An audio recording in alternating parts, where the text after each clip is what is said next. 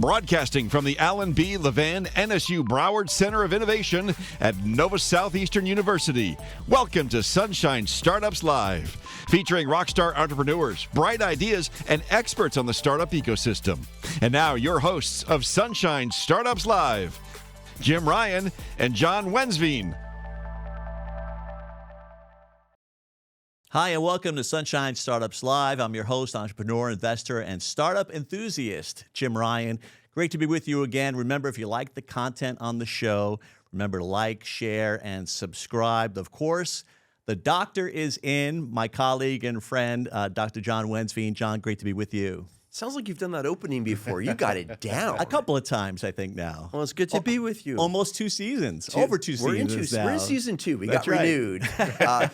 We don't have any sponsorships yet, so let's make that ask. But it's good to be with you, my friend. And I'm John Wensveen, the Chief Innovation Officer here at Nova Southeastern University and Executive Director of the Levan Center of Innovation, also known as the world's first theme park for entrepreneurs. Today is a special day for us with our guest because of the affiliation of the organization that also has a presence here in the Levan Center of Innovation.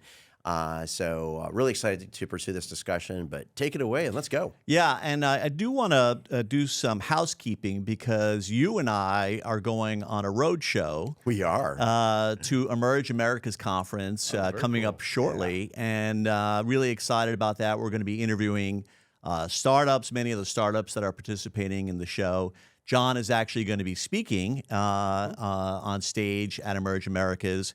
I've been asked to be a judge, so I'm doing the top 25, narrowing that down to about 7 companies, so I'm excited to do that. John and I are actually going to be participating in the venture mentoring team, and I'm going to be flipping the paradigm a bit and interviewing John, so I'm excited about doing that as well. You're going to be interviewing me? And I've got a couple of questions for John that nobody knows about, and I'm going to keep that quiet. But as John mentioned earlier, really excited about having our guest today. We have had wonderful guests talking about the community and those that foster the ecosystem. And I can't tell you enough about our guest today, Bob Swindell, who's CEO of the Greater Fort Lauderdale Alliance, who has been, it's in his DNA to help support not only the state, but really a focus here on Fort Lauderdale and the Greater Fort Lauderdale area, talking about entrepreneurship, bringing businesses here to Broward County, and then obviously helping foster businesses that are here today and helping those businesses grow. So a tremendous focus on the economic impact of the community. And Bob, thanks so much for taking the time out to be on the podcast today. My pleasure, Jim. Thanks for the invitation. So Bob is, every event that I ever go to, and I'm sure John as well, I see Bob. And either Bob's getting an award, or he's speaking, or he is in attendance. We were talking about him walking to work to the Alliance, but I know he puts a lot of mileage on his car because he is a man about town, and he's very giving of his time.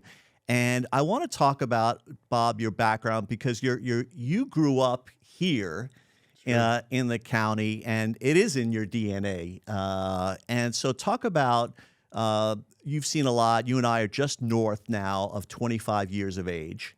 And just north. And you've seen this market explode. But talk about those early beginnings, growing up, going to school, and being a part of the ecosystem here. Thanks. Yeah, it's... I know to your point, I don't normally talk about the background as much, but grew up in Fort Lauderdale in Oakland Park, so homegrown kid. Went to high school at Boyd Anderson High. I was just actually back at Boyd Anderson. We have a new principal there, Principal Griffin, sharp guy, really good influence for the school.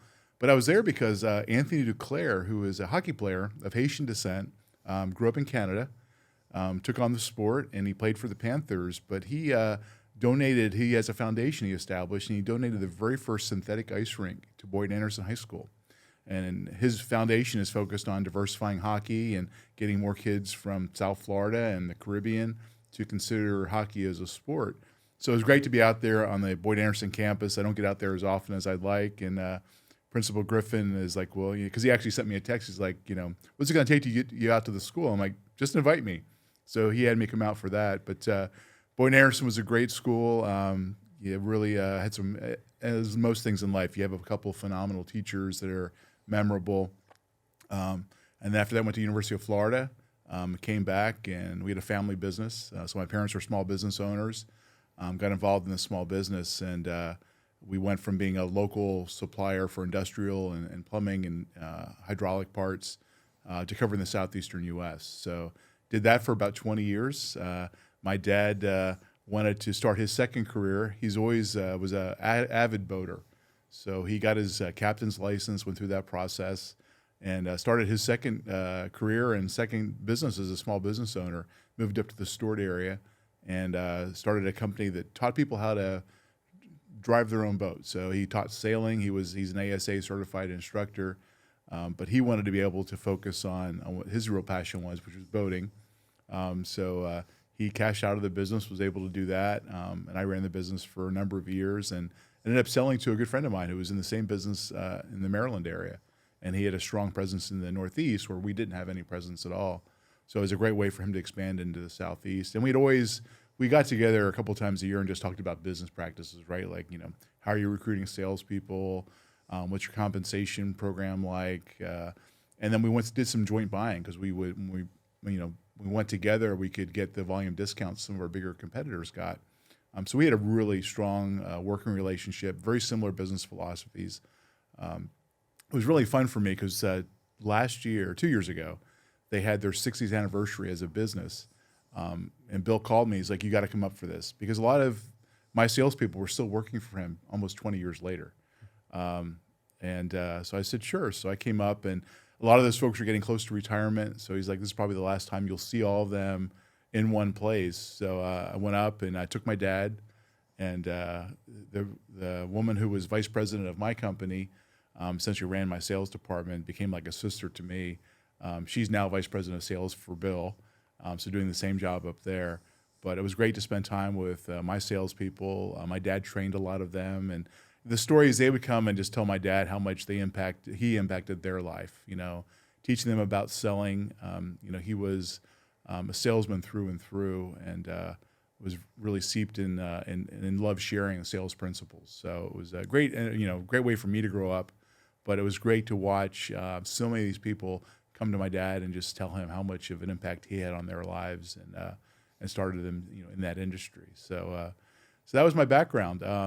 I sold the business to Bill in about 2002 and took some time off. Decided I'd start another business. So I love boating myself. I guess I inherited that from my dad. We always had a boat at some point as a kid. They didn't always run, but we always had a boat. Started a business that was going to service, one of the things I realized when I had my boat and owning a small business is you pretty much work 5 or 6 days a week when you have your own small business. And the day I'd want to use my boat, I'd have some mechanical issue. The battery was dead, or there was some problem with the steering. And during the busy week, you really didn't have time to get it fixed because you'd have to go to the house, meet the mechanic, figure out how to get the boat to the mechanic's place of business. I'm like, well, if I could fill that void, right, and provide that service, that for a small fee, maybe 20% of the cost of the repair, I could come out, pick up your boat, take it to where it needed to be repaired, or meet the mechanic, get the work done, and then when you're ready for the weekends, you go out and you enjoy your boat. So I did that for about 1.5 years and realized it was a lot of fun, but the margins weren't quite there.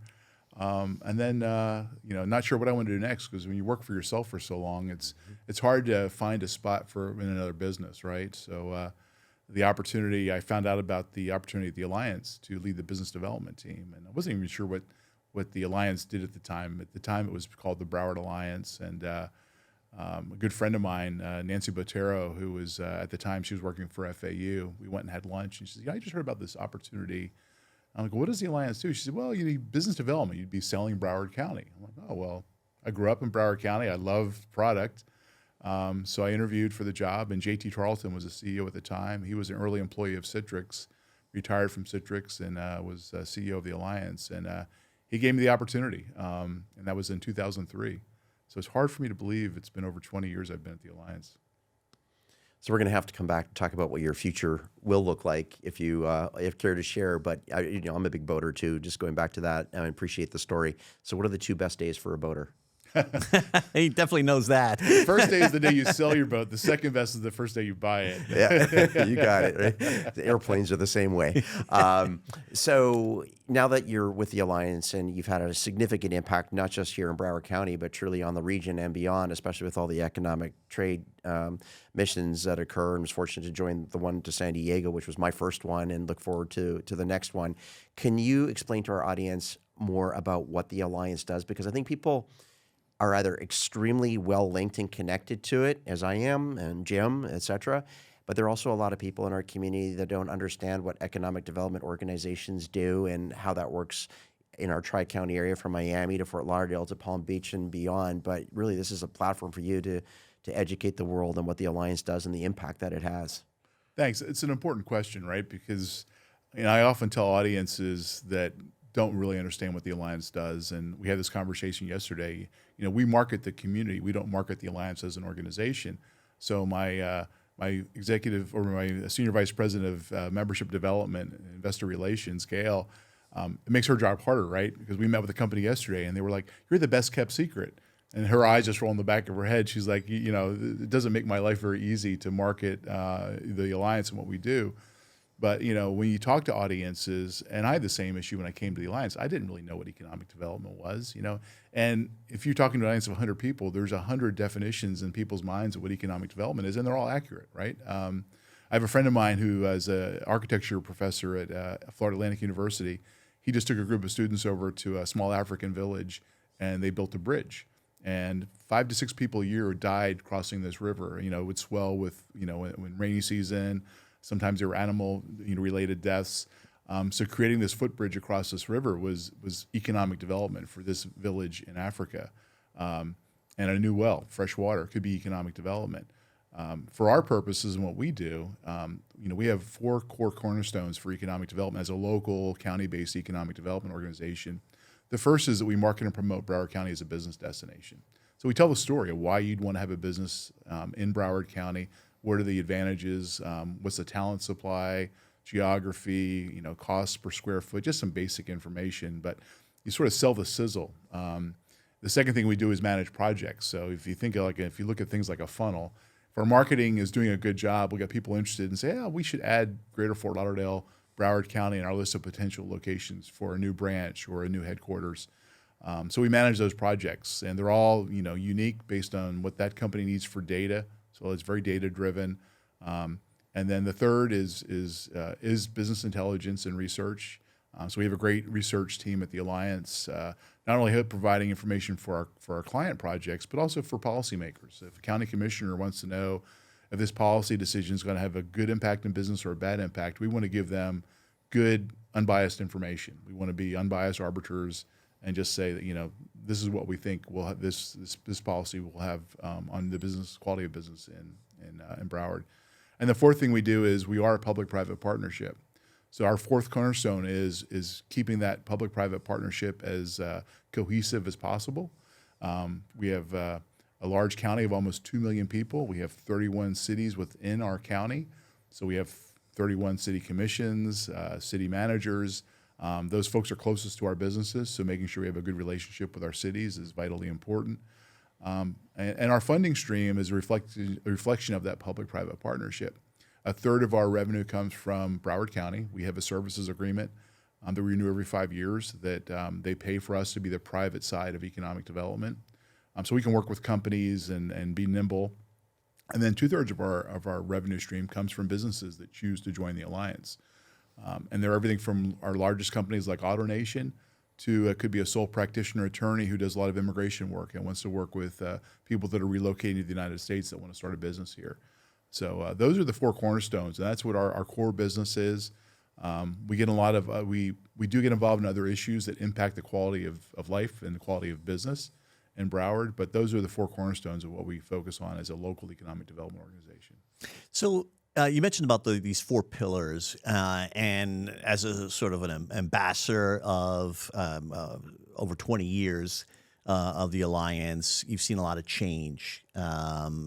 Early on, even certainly growing up.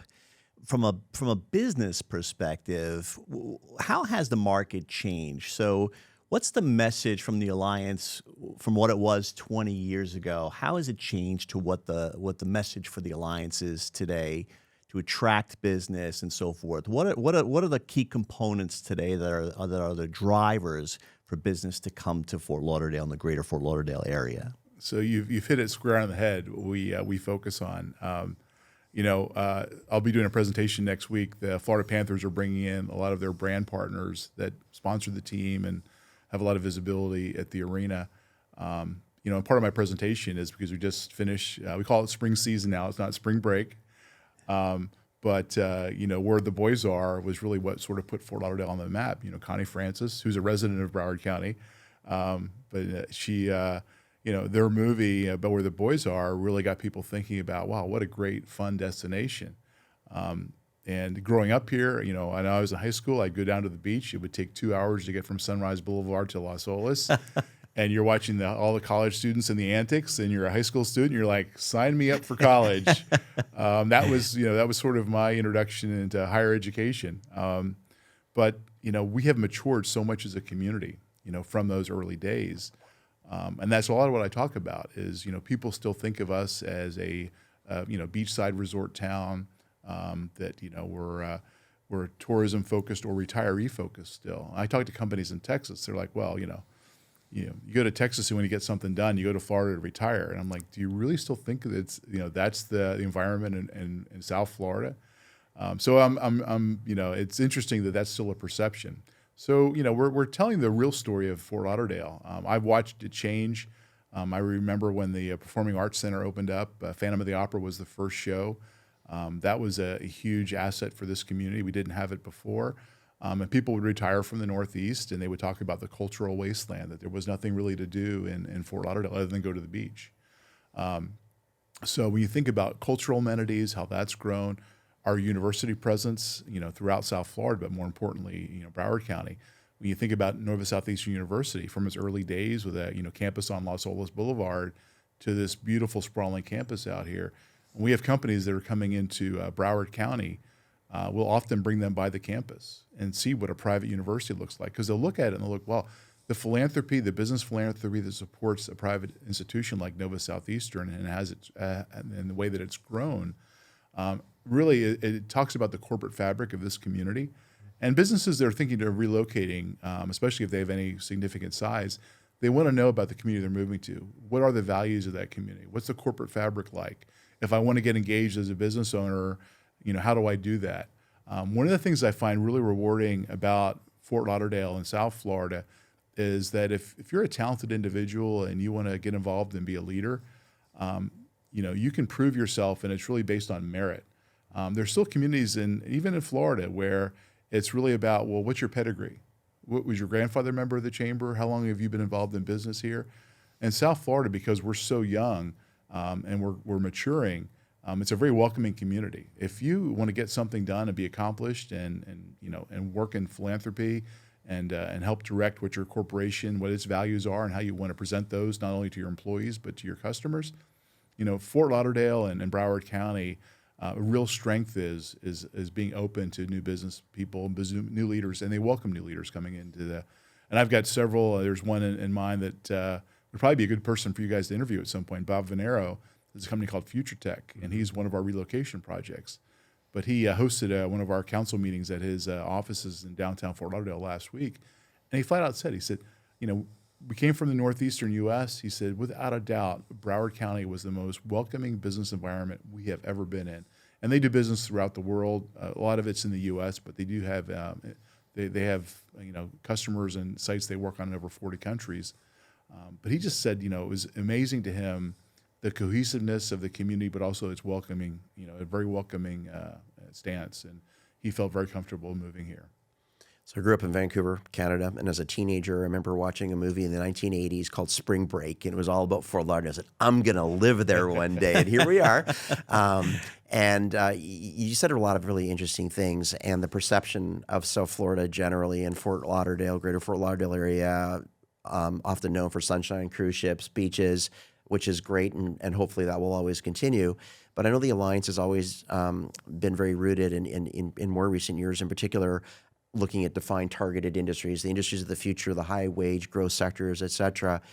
And there seems to be a trend occurring in the world where maybe there's less focus on an industry sector, and I learned this in the Middle East, which seems to be leading this effort, is now we're talking more about the future economies rather than industries. And I remember when technology was an industry, now technology is all industries, but the future economies. And if you think about the changes that have occurred here in South Florida, in particular in Broward County, and I will say that I'm a transplant. I've had 4 tours of Florida, lived all over the state. But when I moved from another county south of us, it wasn't as warm and welcoming. And I was a little bit concerned when I made the move to my new role 4 years ago, how I was going to fit in. And it was, I've lived in 14 different cities and different countries. And this was the most welcoming experience that I ever had. And you're right, you can do anything that you want to do in terms of leadership and impact and philanthropy. But I want to get your viewpoint. You think about the Levan Center and why it was created as a public-private partnership with Broward County and all the different stakeholders in the public and private sector that help make this successful. And we're an advocate and ambassador as well for economic development and starting companies, scaling them, creating new job, investment dollars, et cetera. What does the picture of the landscape look like right now, and where do you think it's going over the next 5 to 10 years as it relates to this growing ecosystem around innovation, technology, and entrepreneurship? Yeah, so I think, we were talking about a little bit before, this show started when we talked about just how much the work environment has changed since the pandemic, and accelerated some things that were already happening. But I think, it put some of the dependence on technology on hyperdrive, and, the power to work remotely. We all had video conferencing before, but, we all became early adopters of Zoom and Teams and things like that because we were forced to. Mm-hmm. And, so from that perspective, I think it really accelerated what was going to be happening anyway. But when you think about, the ability to work anywhere. So I heard a statistic that I'm trying to validate, but I was talking to a company that's looking to come into Fort Lauderdale. And this was about a month ago. We were sitting in our boardroom and he said, there's 300,000 digital nomads working in South Florida. I'm like, could you repeat that? He said, 300,000 digital nomads. I'm like, where'd you get that data point? Because that's the region. That's, it's Miami-Dade, Broward, and Palm Beach counties. We have 6 million residents, but 300,000 digital nomads. He's like, well, I'm not sure. I'll ask him, but I'll get back to you. I'm still waiting to get the answer. But I've already asked my research team. And how do you, it's hard to figure out who digital nomads are, right? Because their paycheck may come from a company based somewhere else outside of Florida. Mm-hmm. But what a phenomenal statistic. If we could validate that, because it really reinforces that people choose to work here. It's amazing the people that I met during the pandemic that had a part-time place in Fort Lauderdale.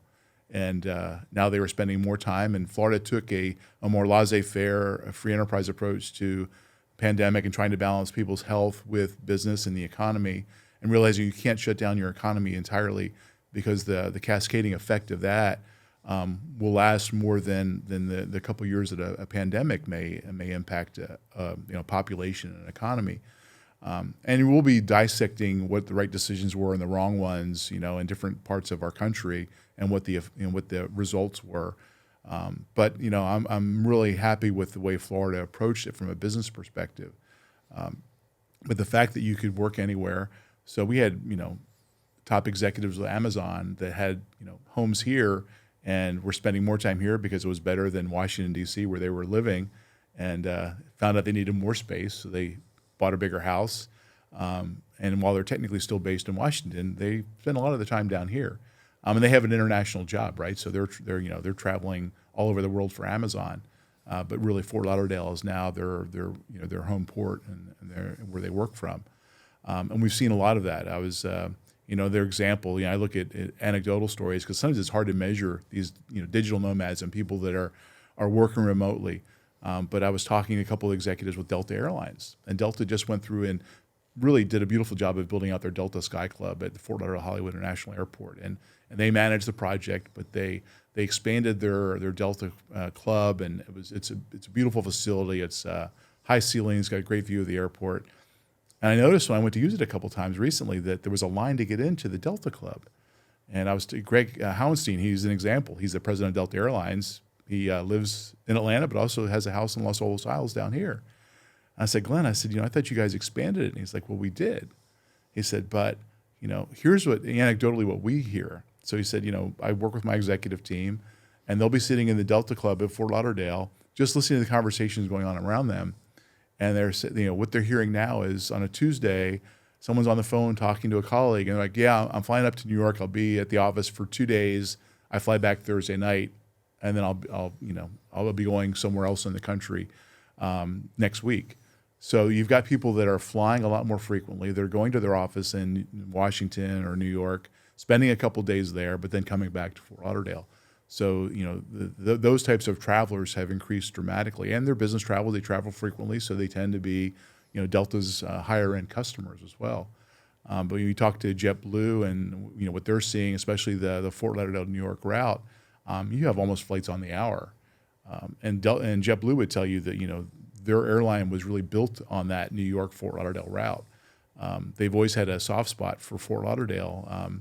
Their CEOs over the years have come down and spent time. Robin Hayes was down yesterday for a hockey game, the previous CEO of JetBlue, but Dave Barger, who was a predecessor of his as CEO, would tell us as a business audience in Fort Lauderdale that, we always, will make Fort Lauderdale a priority because we realize that route built this airline. So I think when you look at technology, it makes it harder for us because how do you measure, when someone's a digital nomad, they're spending their additional income in South Florida, which is great. So they're stimulating the economy. You're encouraging more of that by utilizing technology. But it's hard for us to keep score. And when we work with a company that relocates, it used to all be about job headcount, right? Well, they could be headquartered here, but some of their folks could be working remotely from other parts of the country.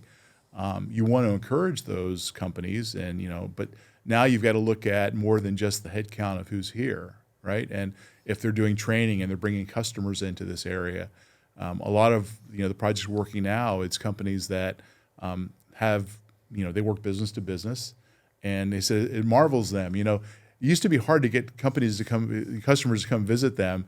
But, they never get a turn down from, when they're inviting people in November, December, January, and February to come to Fort Lauderdale. I wonder why that is. Yeah, they haven't figured out why yet, but it's been an unexpected benefit of being in Fort Lauderdale. But, it goes to this community and how it's changing. And I think how we embrace technology with technology companies. John, you've been a huge asset with our Tech Gateway initiative where we created a map years ago. And, the story of the map is sort of funny. Guy Desautel was worked for Citrix, and he was their VP in charge of all their locations globally. So he was their real estate guy. And so and Guy was a member of our board of directors. He lives in Coral Springs. He's still a Broward resident. But I was in his office, and we were meeting probably 8 years ago, and we were just talking about Citrix and coming up with some strategies on how we raise the visibility of technology companies in South Florida. And behind him on the wall was this map of Silicon Valley with a calendar on it. And the calendar was like 3 years out of date. But my eyes kept darting to it. And so finally Guy turned around to look. He's like, what do you keep looking at on the wall? I was like, is there a bug crawling up behind me? I said, no. I was really interested in that map. He's like, oh, okay. And he looked. So then we finished our conversation. As I'm getting up to leave, I'm like, can I have that? And Guy looked at it. He's like, Bob, it's 3 years out of date. I'm like, Guy, I don't want it for the calendar part. I want it for the map part because it was a poster-sized map of Silicon Valley, but it showed all the technology companies, the brands that you would know in Silicon Valley. So I bring it back to my office, and I had it, it was one of my goals. So this is when I was running the business development team. And then, unfortunately, good ideas that you don't act on, they're not of much value. So when I transitioned to CEO, the guy that I hired to replace me, David Coddington, I said, David, here's your first project. I said, I want to create a map like this for South Florida. And so that was he knew that was his litmus test as the new executive running our business development team. And so he took it to heart, and I give him total credit. He found the map designer, talked to them. It was a little bit cartoonish, and David wanted something that was more serious that reflected the quality of the technology companies in South Florida. But the old adage, a picture's worth 1,000 words. Having that poster showing the technology companies that are here. When we travel internationally, European companies in particular, they look at the map and they start circling logos, and a lot of them don't have any idea of who's here. When we worked with Amazon for their HQ2, there was a great partnership between Miami-Dade, Broward, and Palm Beach. And Mike Finney, who was the new CEO at the Beacon Council, when he looked at what Amazon needed, he's like, a lot of the leadership in Miami-Dade wanted to make it a Miami-specific, presentation and project. And Mike looked at it and he said, look what Amazon's looking for. This is not a city-centric. This is a regional perspective. And if we want to be successful in competing for this, we need to talk about the South Florida region. So, even he got some protests from his leadership, he went ahead and launched it as a countywide, as a regional-wide initiative. So the three organizations from Palm Beach, Broward, and Miami-Dade got together and made the presentation to Amazon. I remember the first meeting with their team. They had 18 executives. The meeting was down in Miami, and we had a meeting first, and we did dinner afterwards. And I brought a bunch of the tech maps, but I brought the smaller version, and I had them in my portfolio. And we started talking about South Florida. So I pulled a couple of them out, and I handed them around. And people looked at me like, what are you dragging out that map for? Well, the Amazon folks saw it, and they were like glued on them. They did the same thing. They were circling logos, but it gave them a better understanding of who's here. And through that process, we were one of 20 cities that Amazon focused in on, the only community in Florida that they selected as a potential location. But it's one of those things. Even with the technology companies, you got to tell that story effectively. So to your point, with targeted industries, technology is definitely one. Aviation is a huge one for us, and it's mostly on the what we call the MRO, maintenance, repair, and overhaul. So manufacturing small component parts. Obviously, we're not building jets in Broward, but all the component integral parts that go into aviation can be manufactured here, and it's a huge industry for us in South Florida. So those are some of the things that we focus on. But again, telling that story, and then it was great visibility for South Florida when Amazon says of looking and doing a nationwide search. These 20 communities are communities that we think could be, that have the talent supply, that have the geography, that have the housing, have the universities, have the schooling that our employees are going to want to have. South Florida is one of those top communities. So it was great visibility for us. I mean, I got calls from the Financial Times, like, so why is South Florida, one of their key, communities? And is it just a publicity ploy by Amazon? I'm like, well, it could be. I said, but would you be talking to me right now if it wasn't for this process? And the guy chuckled. And he's like, no. He said, the Financial Times probably wouldn't be calling you unless you were one of the top 20 communities. But it was great validation for what's here in South Florida and how we're maturing and the quality of life. We're huge believers in the live-work balance, not the work-life balance, because, we want people to understand. And as people's, perspectives of work change, it really is about, family, friends, and if you've got a strong foundation, you're going to be a better employee, and being able to support that life-work balance is really important. Bob, you talked about being an ambassador and being internationally traveling, talking about the greater Fort Lauderdale area and Broward County specifically. A lot of the pluses associated with bringing your business here. There are challenges, though, in the community. There's a lot of wins that the Alliance has had bringing in these massive corporations, even mid-market. Tremendous credit goes to you. You mentioned David Coddington being out there. What are you hearing, though, also? You mentioned some of the challenges about maybe schools, affordable housing is a challenge here. What are you hearing? And then, because I know this is near and dear to your heart, the prosperity zones in the community. How do we uplift those communities? The challenges of logistics, transportation. What are you hearing of some of the challenges and concerns of those companies that are outside of the area that are interested in moving into the community? Jim, I've never heard of any of those concerns before. This is new to me. I'll have to do some research. All news. No, it's and this is a nationwide problem, global to some extent, I think. But housing and the inventory and what's available. But we've been having this conversation for 15 years, right? I remember talking to companies that were looking to relocate, And, a classic example, the CEO would say, Bob, he said, I want to move my accounts payable manager with the company. She's invaluable. She's been with our company for 15 years. She earns $80,000 a year. That's pretty much what that job pays. And he says, I think I'm paying her more, but she's been a long-time employee. But if she relocates, she's just like, oh, Mom, she's got 2 kids. Based on her income, and your average home price is $381,000, where is she going to live where she's not housing burdened, right? Where she's spending more than 50% of her income for housing. And we have places you could live. You can live out west, but now you're putting a greater impact on our transportation network. And so we've been having these conversations for a long time, and that's part of the challenge. We have a lot of communities, the great middle-class housing, and there's good housing stock, but it's not necessarily close to where the business sectors are. So, because we've had a little bit of a sprawl as we've grown over the years, that connectivity is an issue.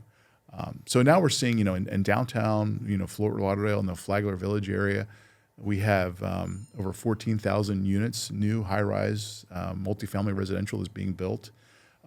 So the inventory is coming. A lot of it is market price, though, so it's not workforce-type housing. But the community is really focused on that. Broward County Commission, to their credit, under the leadership of Mayor Nan Rich, one of her priorities since she first got elected and when she was a member of the legislature was affordable housing. And so a couple weeks ago, the county approved its 10-year affordable housing plan. And the real idea is, how do we incentivize building more inventory? And that's really what it comes down to. Finding developers that can build the product and make a reasonable profit. You can probably make a bigger margin if you're doing the high-end stuff. But there's a lot of developers out there that will build good quality mid-market inventory. But, they're looking at, the bricks and mortar costs what it costs. You could save some money on the finishes, and land costs what it costs. And we've become a highly desirable place to live. So land costs have gone up dramatically. So it's how can we influence some of those fundamental aspects of building housing. So land costs is one. So, we've got, government-owned land. We've got, our school board has got a lot of, land that they're looking to maybe surplus some of that. So looking at that, is there a way that we could provide land to a developer where they take that cost off the table? Okay, well, that drops what the rental costs would be significantly.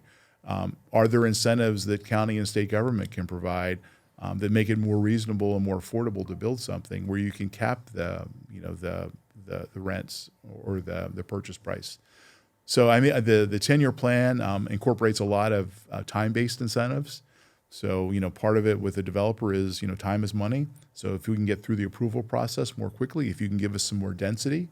So the county is focusing on what they're calling key arteries within our community. So if you think about University, 441, east-west arteries like Commercial Boulevard, Sunrise, Broward.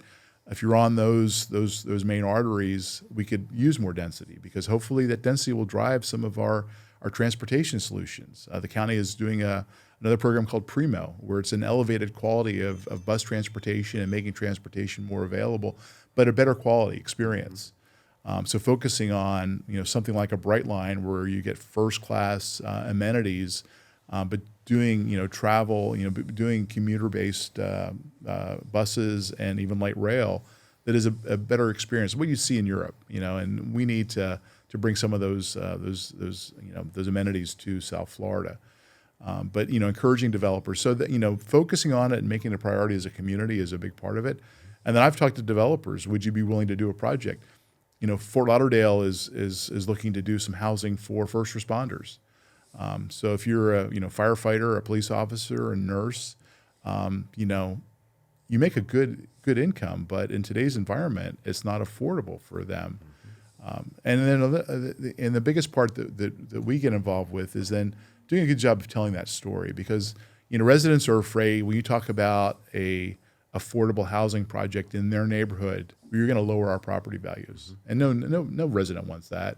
But the reality in today's world is, we're not building projects anymore. We've realized as a society that doesn't, when you concentrate a lot of people with the same income issues and other problems into one smaller space, you don't have good results, right? Mm-hmm. So affordable housing now, you look at diverse levels of income. So you hopefully have, people that are, they're doing well financially, that have professional jobs, living next to maybe kids that haven't seen that kind of example before, but they begin to understand, oh, well, this is what, a job could be. And what do you do? And, oh, you're in the aviation business. What do you do? Well, I work on engines. Okay, well, kids, they know about pilots and flight attendants, but they don't necessarily know about the people that make the planes fly and repair them. And those are really well compensated jobs. And you can be on a career path to do that and not necessarily take on a really high debt burden as a student for student loans. So our job is to share with the community and let people know that an affordable housing project is not a bad thing. I don't have a problem living next to firefighters, police officers, nurses. I think I'd love to have a nurse living next door. So when you we all get older, right? Yeah, exactly. I have a doctor who lives behind me. I was like, okay, get his text number. I'm on speed dial with him, just in case. But so part of it is people understanding and becoming more educated, and what we're trying to accomplish in our community, and creating that inventory is going to be really important for us because it is a competitive issue. And the other one I'll touch on briefly is education. We do ourselves a disservice when we talk about our public and private education in Broward. We just revamped. We have a website. It's called gfledu.org, and it talks about education from kindergarten, pre-kindergarten through master level degrees, higher education, doctorates, public and private throughout Broward County. And one of the findings we find is because we don't tell the story well. And I picked up this idea from my counterpart in Palm Beach. I was talking to Kelly Smallridge, and we were talking about education. And she's like, it was like, it's a challenge, and we have some great schools. But when you come from somewhere in the Northeast, if you come from Connecticut, where your school district is 4 high schools, 4 middle schools or junior highs, and maybe a dozen elementary schools, and the principals of most of those institutions as a parent, and your school board and your superintendent because it's a small district, and they come here and we're the 5th or 6th largest district in the country. And while economies of scale maybe make that more efficient, you don't get the hands-on, and you don't get the direct connection that you would as a parent when you come down from Connecticut. So when we talk to people about that, that's a lot of them look at private schools just because of the scale, right? They want something they're familiar with, and obviously their kids are one of their biggest priorities. They want to make sure that they have an experience similar to what they had in New Jersey or Connecticut. So those are things that we talk about a lot.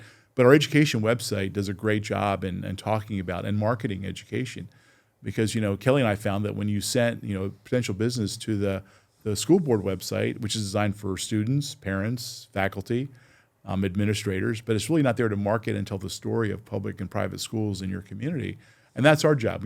As I mentioned before, one of our cornerstones is marketing and promoting Broward County. That's job one for us. So it's natural for us to be the ones that should be the storytellers that tell the story about education. People don't realize that NSU is one of the top 10 private schools in the country. It's right here in Broward County. Now you've got branches and campuses in other parts of the world and other parts of Florida.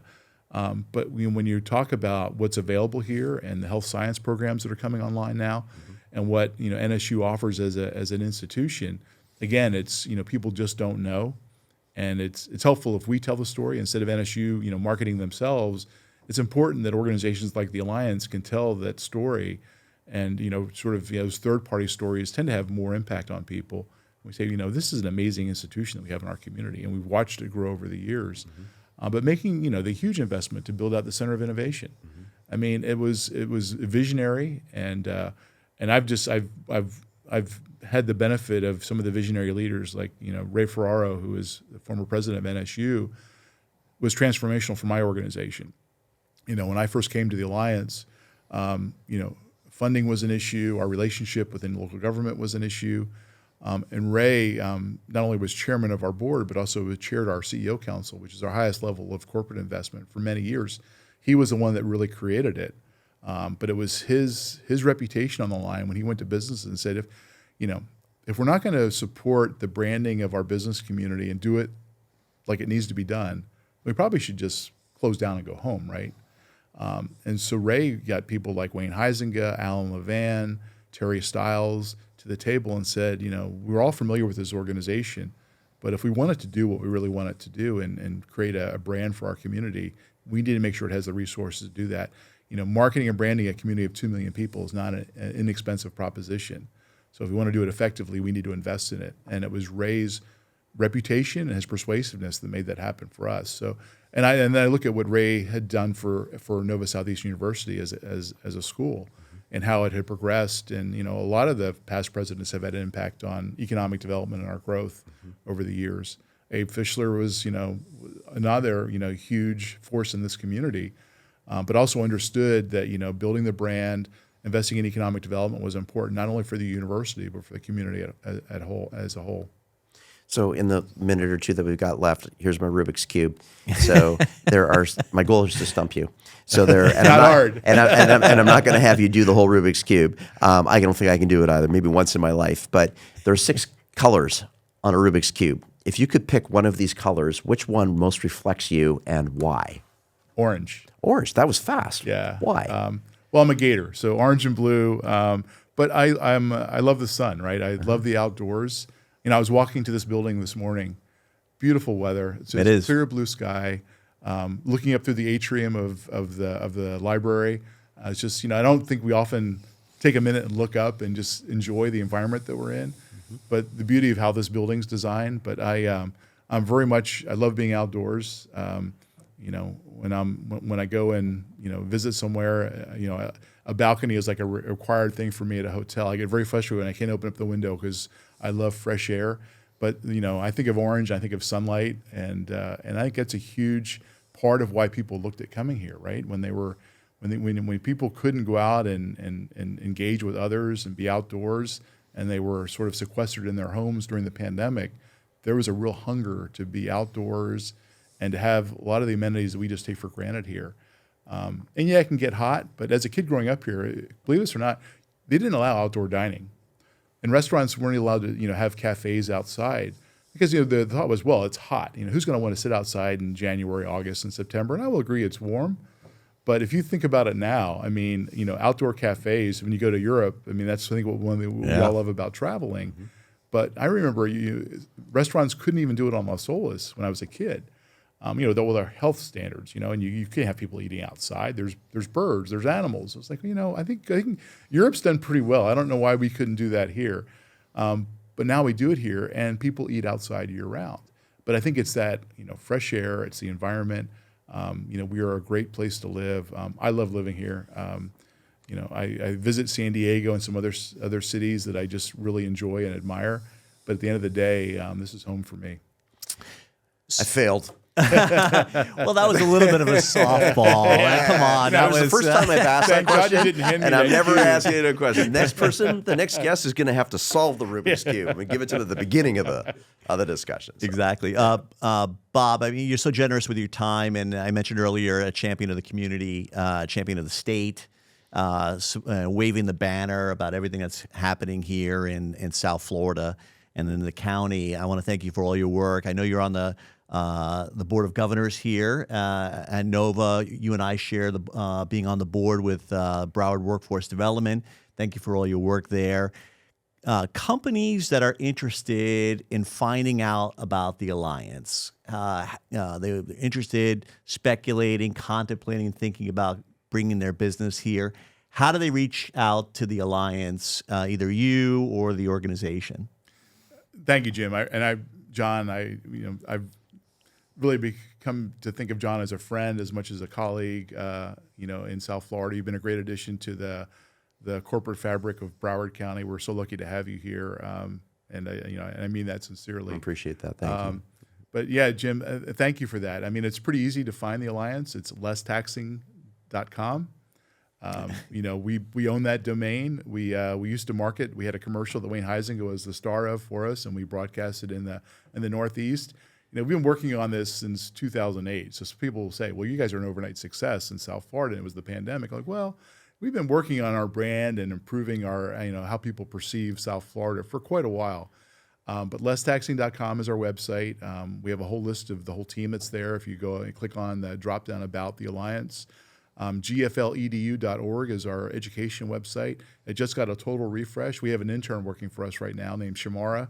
She's done an awesome job. She made that one of her projects. One of the things we do for students is we have a Claim Your Future showcase that we do every year out at the Amarant Bank Arena where the Panthers play. And we bring in some of the companies we work with, so aviation, technology, financial services. And Shamara was there, and she was like a rock star. The kids and it's all high school juniors. So we focus on juniors. We have about between 1,000 and 1,500 kids at each of these. And Shamara was the rock star. Everybody was talking to her about, being an intern and what it was like at the Alliance. But she's been a phenomenal addition to our team. She focused on revamping our education website. But yeah, and the team is easy to get a hold of. And I'm glad you mentioned that, Jim, also, because a lot of times folks think that all we do is focus on recruiting new businesses to Broward County. And that could be farther from the truth. We have a goal of visiting 150 local businesses every year with the sole purpose of, how's your business doing? Are you going to be adding folks in the next 12 months? Cutting staff, things staying the same? What are your pain points in business? And sometimes, and we look to help with that. If it's access to capital, maybe a banker can help. If it's education, if it's workforce training, we bring in someone from Carol Hilton's team at Career Source Broward. There's a lot of tools that are available to existing businesses. We just work with Chewy on expanding into a campus out in the city of Plantation. They're a startup here, Chewy. People don't realize that Chewy is a homegrown company in Broward County. They've done a phenomenal job, but very disruptive in the segment that they're in. But yeah, we're readily available, and we love helping existing businesses, because if we don't take care of what we already have, it doesn't really help if we go out and recruit new and we're losing companies to other parts of the state or other parts of the country. We want to keep what we have, but we also want to curate and bring in good quality jobs into Broward County. So helping existing companies is a big focus on what we do. And as a testimonial, I was one of those companies that now retired. Jack Benning visited my company when I first started out just over 20 years ago, talking about the Alliance and talking about the benefits of being a business in Fort Lauderdale and talking about workforce development and so forth. So the Alliance, as a testimonial, helped me as a new business. And I know I mentioned, obviously, wooing new companies to come in, but there's this wonderful grassroots development of the Alliance that's a major part of the organization as well. So I'm glad you brought that up. Thank you. And so otherwise, I'd like to thank you, Bob, for being on the podcast today. Bob Swindell, CEO of the Greater Fort Lauderdale Alliance. Thanks for being on the podcast today. My pleasure. Thank you, guys. Thank you. Remember to subscribe, like, and share the Sunshine Startups Live podcast, and follow us on social media. If you're interested in sponsoring or appearing on the show, please email us at booking@sunshinestartups.live.